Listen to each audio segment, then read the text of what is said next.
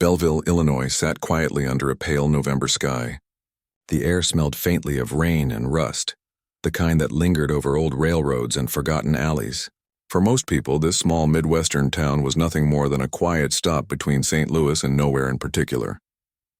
But for Detective Claire Rourke, Belleville had always been haunted, not by ghosts but by an unsolved murder from 1974 that refused to fade. Claire had grown up hearing whispers about it. The Belleville Girl, they called her, a local waitress named Marlene Cook, found dead behind an abandoned diner off Route 15. No suspect, no motive, no closure. Just a black and white photo on the police wall, yellowed with time. Claire's father had been a rookie cop on that very case.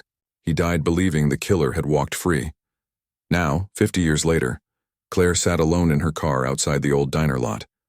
Her headlights sliced through the mist, illuminating the skeleton of a building eaten by vines. She wasn't supposed to be here. The department had closed the file decades ago. But something about the new DNA results that shouldn't have existed, pulled her back. The call had come 3 days earlier. A tech from the Illinois State Crime Lab sounded breathless, almost apologetic. They had retested the biological evidence preserved in a degraded vial, forgotten in storage. Against all odds, the system hit on a match, a local man, still living in Belleville. Claire's pulse had quickened as the name flashed across her screen. Edward Eddie Larkins. A retired high school teacher, beloved by neighbors, known for organizing community fairs and volunteering at the church food drive. The kind of man who waved at everyone, who fixed broken mailboxes for elderly women on his street. The kind of man nobody ever suspected. As she stared at the crumbling diner, the sound of the rain softened. In her mind, she could still see her father's handwriting on the original report. Neat, deliberate, almost hesitant. He had believed the killer was someone local, someone hidden behind the ordinary. Claire turned off the ignition. The silence felt heavier than the night itself. She stepped out, boots crunching against gravel, and walked toward the faded outline of the building. Every step echoed a memory. Belleville hadn't changed much since 1974. Main Street still smelled like coffee and diesel. The old movie theater still played reruns for retirees. But beneath the small-town warmth, everyone carried secrets. Some had learned to live with them. Others were about to see theirs exposed. Back at the station, Captain Donnelly was waiting for her. He was a man built from the same tired years as the walls around him. Gray hair, gray suit, gray morals. He frowned when he saw the file in her hand. "You're not reopening that, are you?" "It's not up to me anymore," she said. "The lab found a match." He sighed, rubbing his temples. "Claire, you know how this works. Half the evidence from that case is dust. You open this door, you're not just chasing ghosts. You're dragging the whole department through the mud." "And Eddie Larkins? The man's practically a saint in this town. That's exactly why it matters." Donnelly stared at her for a long moment.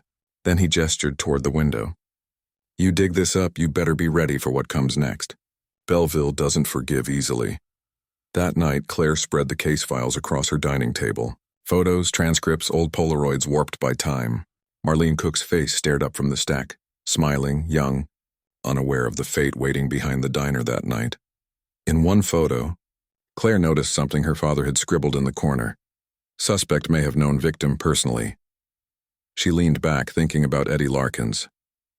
In 1974, he would have been 22, fresh out of college, newly hired as an English teacher at Belleville High. The same high school where Marlene had worked part-time at the cafeteria. The connection hit her like a jolt. It wasn't conclusive, but it was enough. She needed to talk to him. The next morning, she drove past the neat rows of houses where Belleville's comfort hid its decay. Children played on lawns, dogs barked behind fences, and the local bakery sent out the familiar smell of cinnamon rolls. Everything looked ordinary. That was the problem.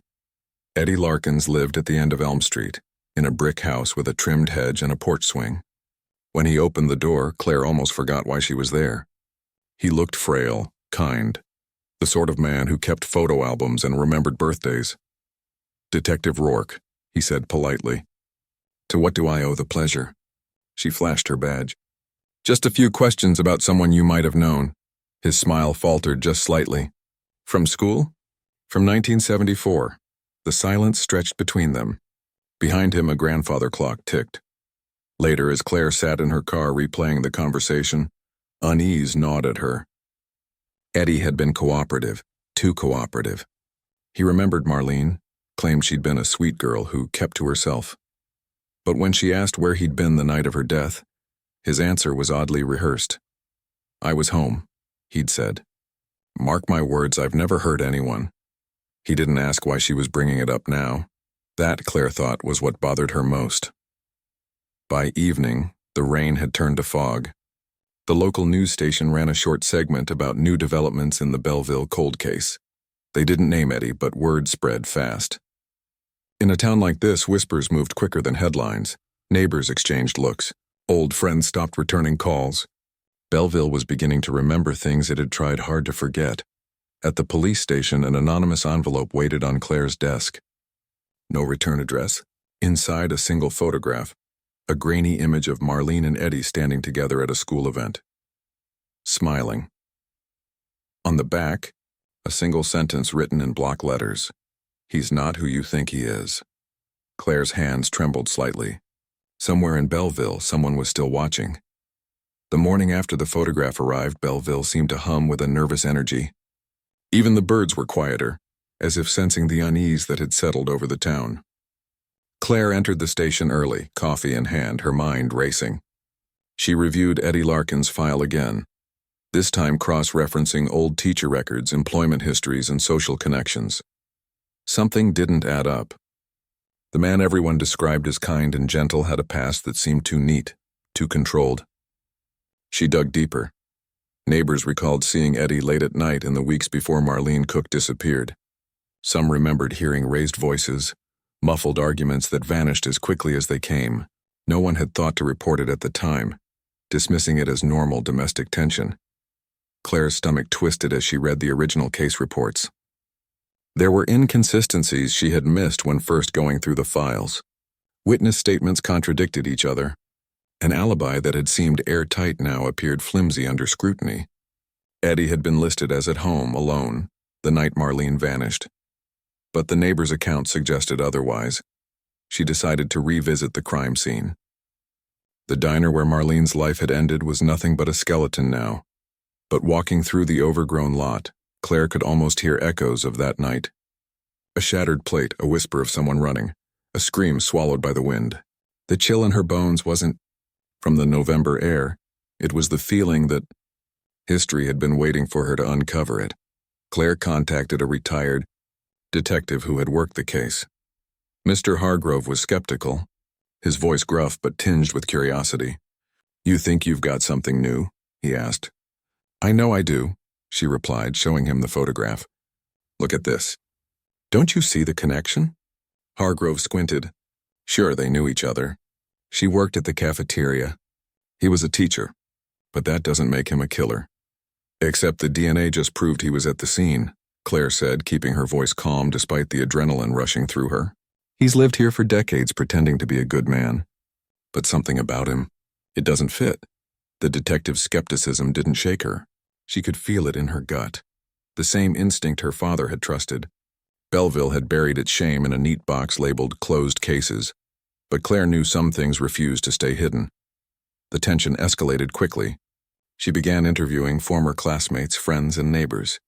Many were reluctant to speak, some defensive, others curious. As word spread, gossip swirled like a storm. The town was divided between those who believed Eddie could do no wrong, and those who suspected the quiet menace hidden behind his polite smile. Meanwhile, Claire noticed subtle changes in Eddie's behavior. He avoided eye contact during interviews, his once confident demeanor fraying under pressure. A neighbor reported seeing him pacing late at night, glancing over his shoulder.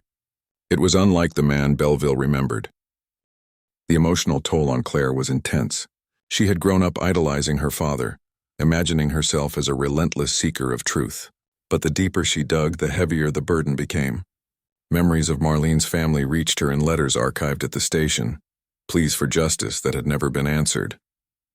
She could almost hear Marlene's mother whispering, accusing the town of cowardice. Then came the first major breakthrough. While examining old photographs, Claire noticed Eddie's fingerprints on a discarded soda bottle near the diner. fingerprints that had somehow been overlooked in 1974. It was a small detail, easily dismissed, but it linked him directly to the scene of the crime. Claire knew she had to proceed carefully.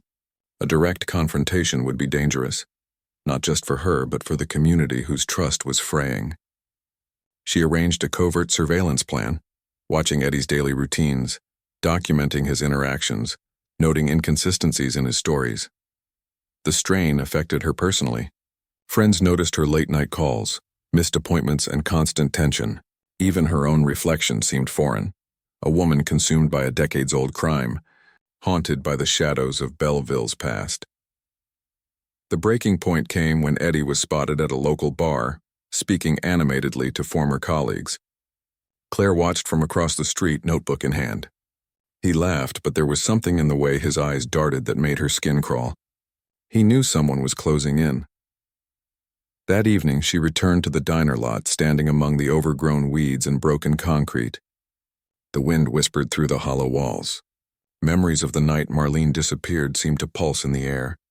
Claire felt a chill of fear, not for herself, but for the truth she was about to unearth.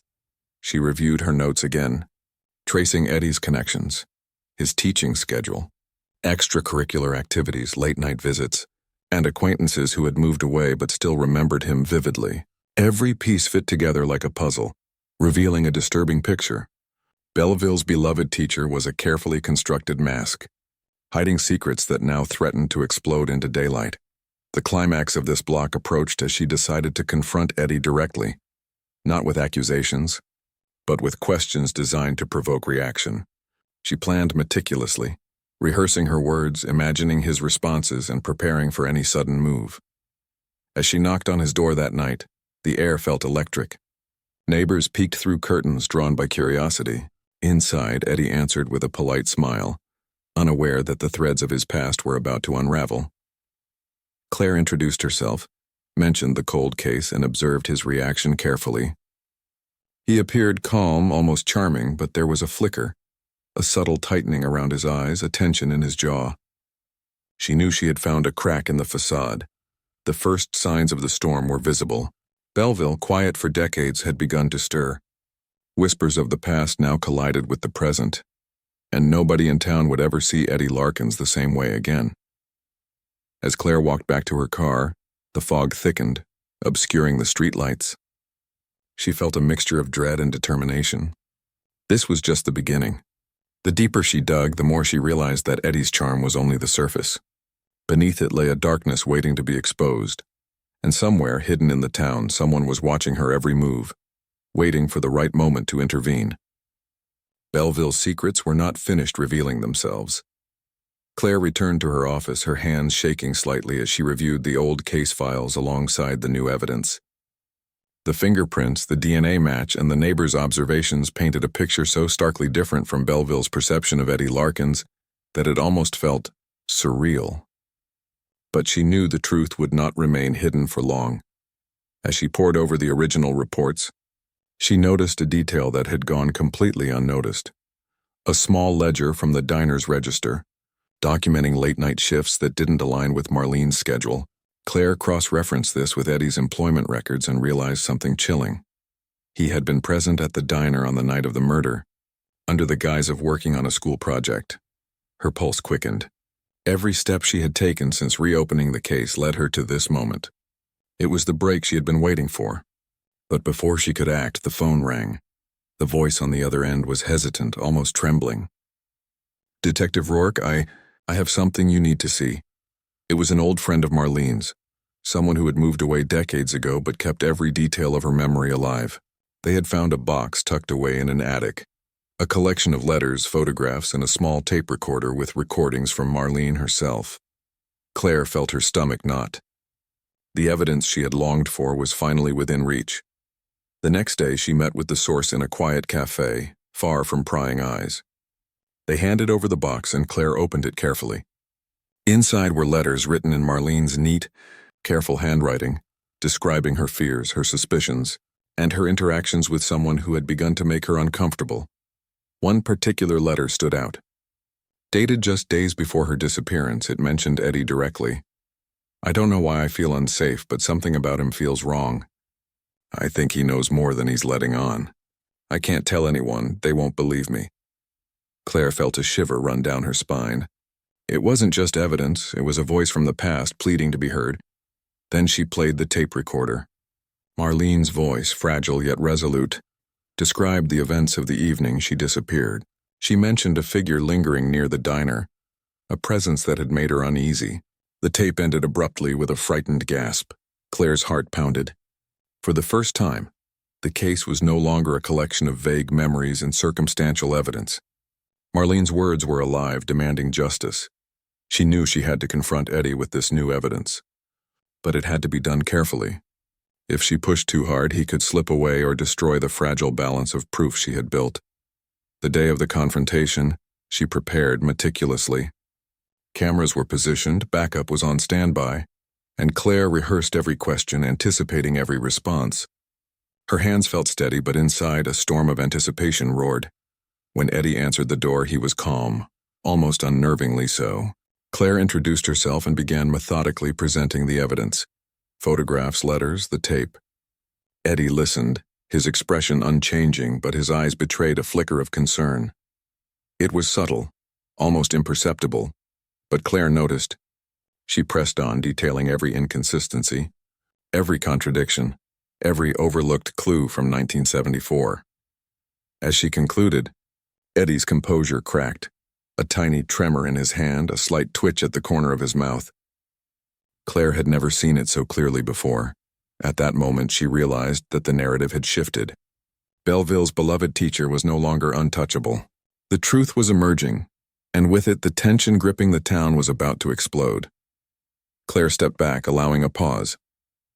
The air was thick with anticipation. Then softly but firmly, she said, "If you also want to see justice for Marlene, make sure to follow this investigation. The story is only beginning, and the truth will not wait." It was a natural moment, a chance for viewers, or readers, to feel connected to the narrative, to share the emotional journey, and to commit to witnessing the unraveling of Belleville's dark secret. The turning point had arrived. The calm before the storm was over. Claire had established a direct link between Eddie and the crime, armed with evidence from both the past and present. The town, once quiet and complacent, now buzzed with whispers and speculation. Belleville's collective conscience had been stirred. In the following days, Claire conducted more interviews, revisited old witnesses, and cross-checked every detail. She discovered minor inconsistencies in Eddie's own recollections of that night, slight shifts in timelines, forgotten names, and vague alibis that now seemed impossible. Even more unsettling was the reaction of the community. Some defended him vehemently, refusing to believe that a man they had trusted for decades could be capable of murder. Others whispered, sharing long-forgotten anecdotes that hinted at a darker side hidden beneath Eddie's polite demeanor. The pressure mounted. Claire worked long nights, often alone, piecing together fragments of a story that had remained silent for 50 years. Each discovery brought a mix of satisfaction and dread. She knew she was close, but the closer she got, the more dangerous it became. Late one evening, as she sat in her office reviewing old case photographs, she felt a presence outside the window. Shadows shifted in the fog, and for a brief moment she feared someone was watching her. But when she looked, the street was empty. Only Belleville itself seemed alive with memories, whispering secrets that demanded attention. Claire took a deep breath. The turning point was undeniable. The cold case was no longer cold. The past had spoken, and Eddie Larkin's facade was beginning to crumble. She closed the file and looked at the photograph of Marlene smiling, frozen in time. Claire's resolve hardened. She would see this through, not just for herself, but for the girl whose voice had finally been heard. The wheels of justice were turning, slowly but inexorably, and Belleville would never be the same again. Claire awoke before sunrise, the pale light filtering through her blinds, casting long shadows across her office. Sleep had been elusive, replaced by a relentless focus on Eddie Larkins and the tangled web of Belleville's past. Every lead she had uncovered now demanded attention. Every witness statement required verification, and every shadow seemed to conceal a secret waiting to be revealed. She began her day with the city's archives, poring over school records, property deeds, and old police logs. A pattern emerged. Eddie's life, meticulously documented and widely respected, had gaps. Brief absences, unexplained movements, inconsistencies in alibis. These were minor at first glance, easily overlooked, but to Claire, they formed a trail pointing directly to that night in 1974. Her determination became almost palpable. She revisited witnesses who had previously been reluctant to speak, offering them reassurance and anonymity. Slowly, details surfaced. A janitor remembered seeing Eddie near the diner late at night. A former classmate recalled Marlene appearing distressed days before her disappearance. And a retired waitress provided the crucial insight that Eddie had insisted on cleaning supplies for a school project at odd hours. Each revelation added weight to the case, and Claire began to feel the first real sense of progress. The townspeople of Belleville, once indifferent or complacent, started to sense a shift. Rumors circulated, whispered in grocery stores and along quiet streets. The image of Eddie Larkins, the harmless and charitable teacher, began to fracture. Despite the mounting evidence, Claire faced internal struggles. She wrestled with the emotional toll of reopening a painful chapter of the town's history. Memories of her father's dedication, his insistence on justice, and his failure to see it realized pressed on her relentlessly. She questioned her own abilities, but each night, as she reviewed the letters and photographs of Marlene, she found renewed resolve. This was more than a case, it was a legacy, a duty to see the truth revealed. One evening, Claire received a call from an unexpected source, a former colleague of Eddie's who had moved out of state but maintained ties to Belleville. The man, nervous and hesitant, offered information that would change the trajectory of the investigation. He had observed Eddie in the weeks leading to Marlene's death, acting unusually secretive and withdrawn. The detail he revealed next sent shivers down Claire's spine. Eddie had been seen carrying a large wrapped package from the diner on the night in question. This revelation added a tangible element to the story. It was no longer just suspicion and DNA evidence. Now there was a direct link suggesting Eddie had physically been present at the scene, potentially carrying the instruments of his crime. Claire knew this was the turning point that could finally break the case wide open. She meticulously planned her next move. A confrontation designed not only to extract information, but to observe Eddie's reactions under pressure. She coordinated with the local precinct, ensuring that backup was discreetly stationed nearby. The goal was to catch Eddie unguarded, to see the cracks in his composure, and to confirm the suspicions that had haunted her for weeks. When the day arrived, Claire approached Eddie's home with a mixture of determination and apprehension. She was acutely aware that this encounter could change everything, for herself, for the family of Marlene, and for Belleville as a whole. She rang the doorbell and waited, heart pounding. Eddie answered with the same courteous demeanor, but the tension in the air was unmistakable. Claire presented her evidence with precision. She began with the newly discovered letters and photographs, then moved to the witness statements and finally to the DNA results that directly implicated Eddie. Each piece was delivered calmly, yet with unwavering conviction. Eddie's initial composure began to falter. Subtle signs of anxiety appeared, a tightening of the jaw, a shift in posture, a flicker in the eyes that betrayed him. The confrontation escalated quickly. Eddie attempted to deflect, claiming innocence, yet Claire could see the strain of the past 50 years pressing down on him. His calm, controlled exterior had begun to crack, revealing glimpses of the guilt he had carried in secret. Every answer, every hesitation was a thread unraveling the facade he had maintained for decades. In the midst of this confrontation, the past and present collided. Claire recounted the timeline of events from 1974, meticulously detailing every discrepancy and overlooked clue. She could almost hear Marlene's voice guiding her, lending strength and precision to her words. The room seemed to shrink, the weight of decades pressing on both of them. Then came the pivotal moment. Eddie's defenses collapsed completely. In a burst of emotion, he admitted to his presence at the diner and eventually, to his involvement in Marlene's death. The confession was both chilling and cathartic, the culmination of a long, painful journey that had begun 50 years earlier. Claire listened, documenting every word, feeling a mix of horror and relief. As Eddie was led away in handcuffs, Belleville felt the tremors of justice reverberate through its streets. Neighbors watched in shock and disbelief, grappling with the revelation that the man they had trusted for decades had harbored such darkness. Claire, exhausted yet resolute, felt a sense of closure beginning to form, knowing that the truth had finally emerged. In the aftermath, Claire reflected on the journey. She had faced doubt, fear, and relentless obstacles, yet she had persisted. The town's collective memory had been challenged, its secrets exposed, and justice restored. For the first time, she allowed herself a moment of quiet triumph, recognizing the growth and resilience that had carried her through. The story of Eddie Larkins and Marlene Cook became more than a cold case.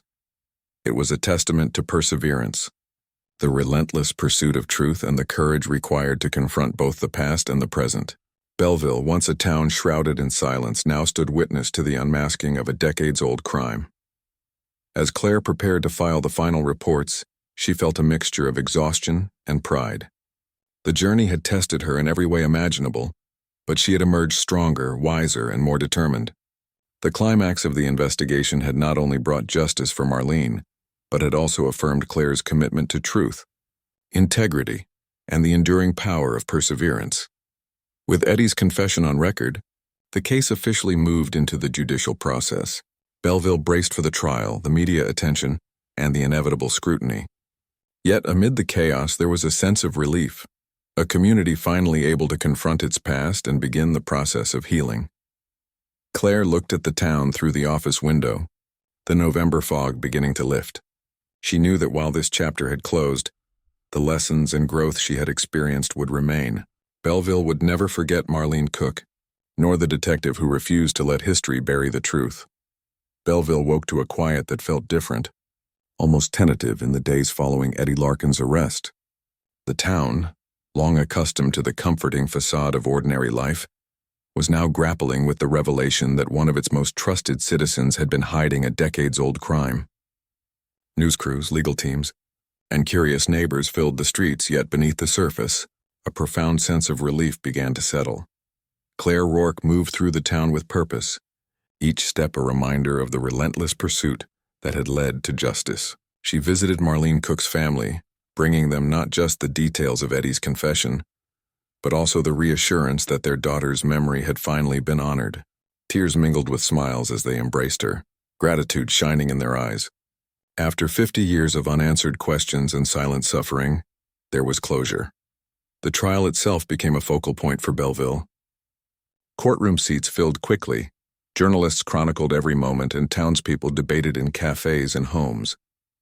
The evidence, painstakingly collected and verified by Claire, left little room for doubt. DNA results, witness statements, photographs, and Eddie's own confession painted an undeniable picture. Inside the courtroom, Claire sat in the front row, observing Eddie Larkins as he faced the consequences of his actions. The man who had once smiled politely at neighbors now looked smaller, stripped of pretense, forced to confront the reality of his past. The jury deliberated swiftly, the weight of evidence and testimony too substantial to ignore. When the verdict was read, guilty on all counts, a collective exhale seemed to ripple through the town. Justice, long delayed, had finally arrived. Marlene's family wept openly, some embracing neighbors who had supported them throughout the ordeal. Claire felt a deep, quiet satisfaction, knowing that the relentless pursuit of truth had prevailed. But the resolution extended beyond legal closure. Belleville itself began a subtle transformation. Conversations that had once skirted around fear and suspicion now confronted the realities of the past. Residents acknowledged their own roles, whether through inaction, silence, or misplaced trust, and began to reflect on the fragile nature of community and morality. Claire's reputation within the department soared. Colleagues praised her diligence, tenacity, and unwavering commitment to justice.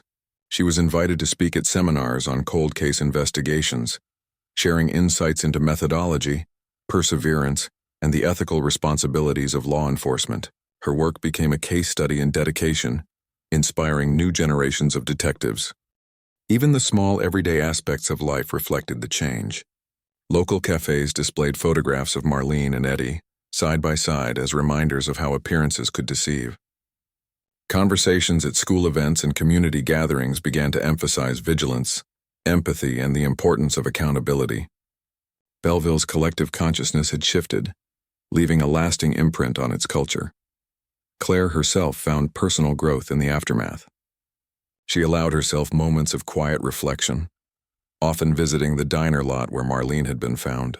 Overgrown with weeds and vines, it was no longer a symbol of tragedy, but a space for remembrance and contemplation. She imagined Marlene's voice, the fragile strength she had exhibited, and felt a profound connection that transcended time. Her own family life changed as well. Claire reached out to distant relatives she had neglected during the investigation, rebuilding relationships that had frayed under years of obsession with her work. She learned to balance her dedication to justice with personal fulfillment, understanding that neither could exist fully without the other. As Belleville healed, small acts of community emerged. Fundraisers for local charities, initiatives to support victims of crime, and educational programs about safety and awareness flourished. The arrest of Eddie Larkins, while dark in its origin, catalyzed a renewal of moral responsibility and civic engagement within the town. Claire also developed a closer relationship with the Marlene Cook Memorial Foundation, an organization established to preserve the memory of victims and ensure that no case was forgotten. Through her involvement, she mentored new investigators, offered guidance on evidence preservation, and advocated for modernized investigative techniques to prevent similar injustices from remaining unresolved. The resolution of the case provided Claire with a renewed sense of purpose. She understood that while Eddie Larkin's actions had left a scar on the town, the pursuit of justice had reinforced the principles of truth, accountability, and courage. Belleville, once silent in the face of history, now spoke openly about its past, learning from it and creating a foundation for a more vigilant and compassionate future. Neighborhoods began to reclaim spaces long associated with fear and secrecy. Parks, schools, and community centers thrived with renewed energy. Residents engaged in conversations about ethics, morality, and vigilance, recognizing that accountability was not solely the responsibility of law enforcement, but a shared duty of the entire community. Claire's colleagues, once skeptical of reopening a 50-year-old case, now respected her judgment implicitly. They marveled at her ability to navigate the emotional complexities of the investigation while maintaining focus, precision, and empathy. Her leadership became a model for others, emphasizing that patience, diligence, and ethical commitment could overcome even the most daunting obstacles. The personal impact on Claire was profound.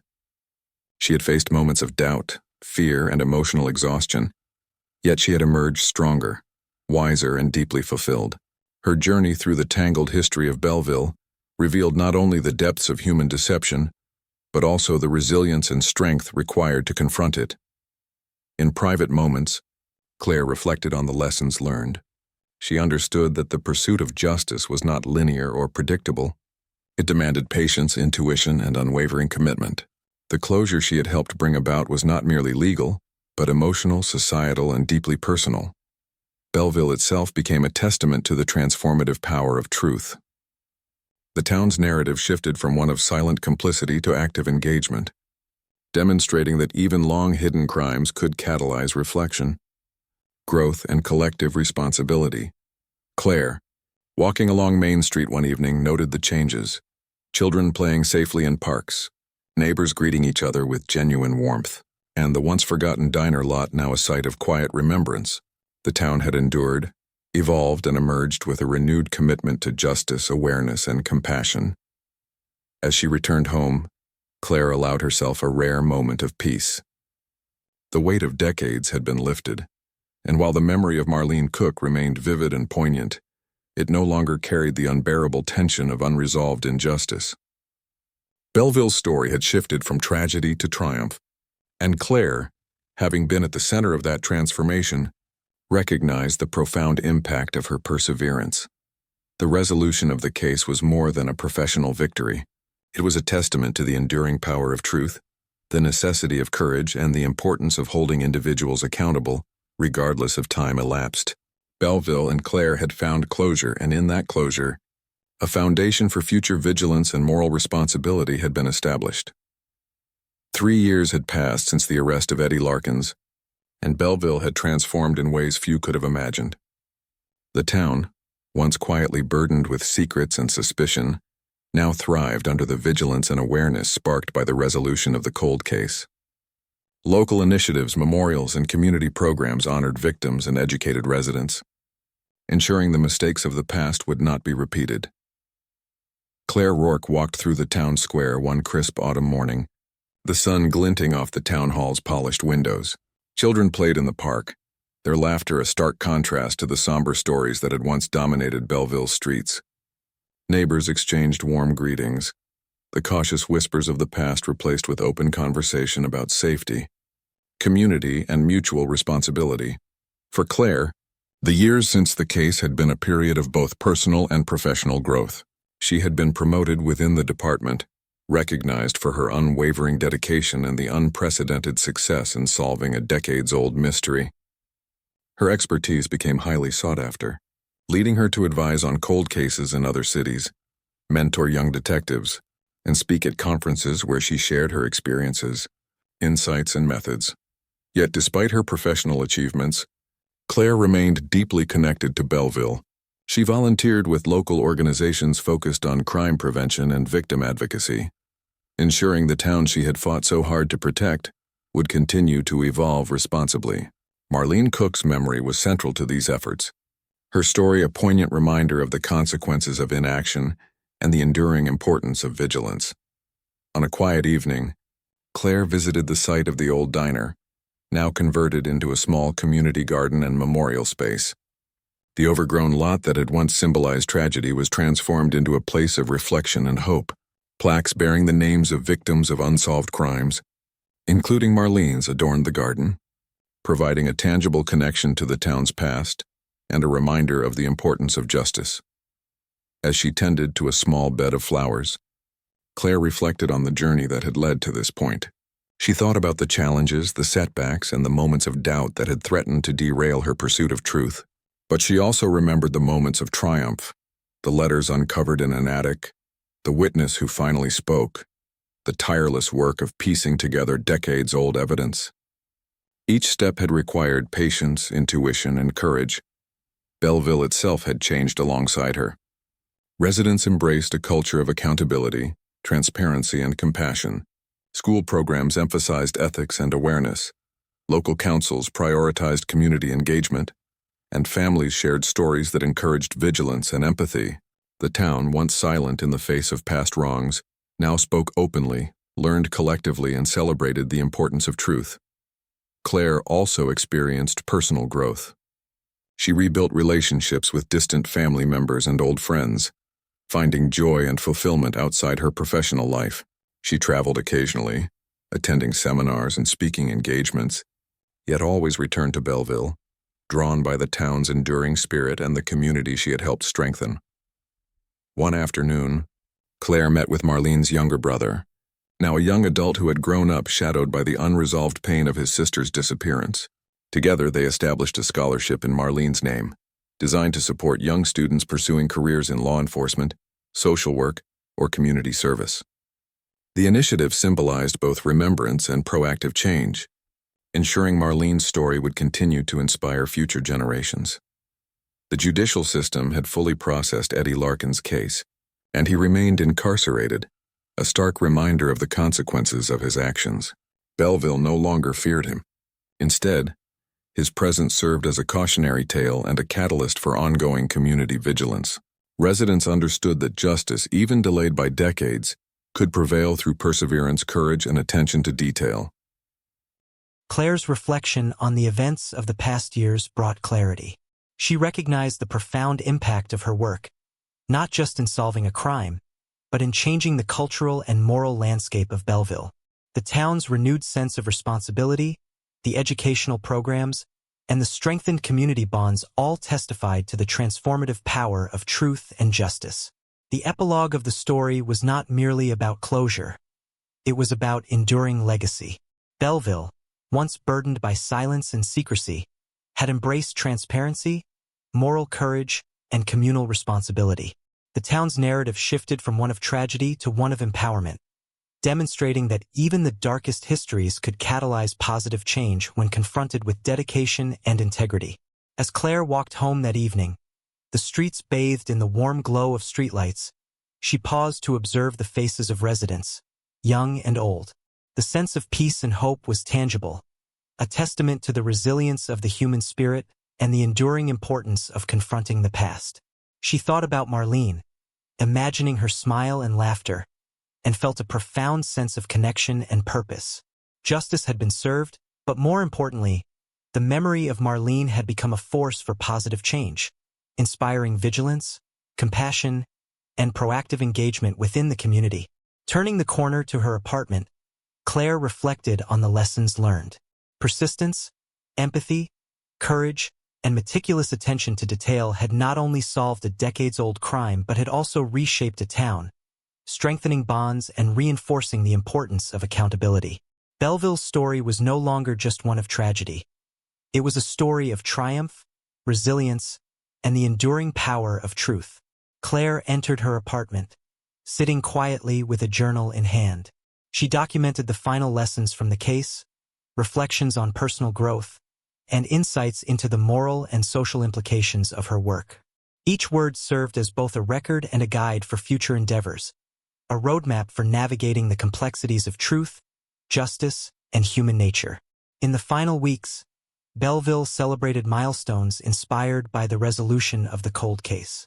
Community awards recognized outstanding contributions to public safety, educational programs flourished, and residents engaged in projects honoring the memory of victims and advocating for vigilance. Claire often attended these events, proud of the tangible impact of her work and the ways in which the town had embraced the lessons learned. The epilogue concluded with a vision of a town transformed, a detective fulfilled, and a legacy secured. Claire, having navigated fear, doubt, and emotional turmoil, emerged stronger, wiser, and deeply connected to her community. Belleville, forever marked by the events of the past, now stood as a beacon of moral courage, accountability, and the enduring power of truth. Finally, Claire addressed the audience directly, her voice warm and sincere. She acknowledged the journey they had shared, the suspense, the emotional investment, and the lessons drawn from the story. She encouraged engagement, reflection, and connection. Thank you for following this journey with me. Your support, attention, and empathy have made a difference.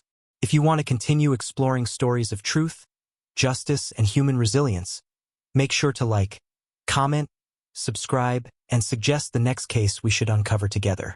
Every voice matters, and every story deserves to be told. As she closed her journal and looked out over the quiet, glowing town, Claire felt a deep sense of fulfillment. The past had been confronted, justice had been achieved, and the future of Belleville, and the memory of Marlene Cook was secure. The journey, though long and challenging, had proven that truth, perseverance, and courage could overcome even the most entrenched shadows. Belleville slept peacefully that night, a town forever changed by the relentless pursuit of justice and the unwavering commitment of one detective who refused to let history remain silent.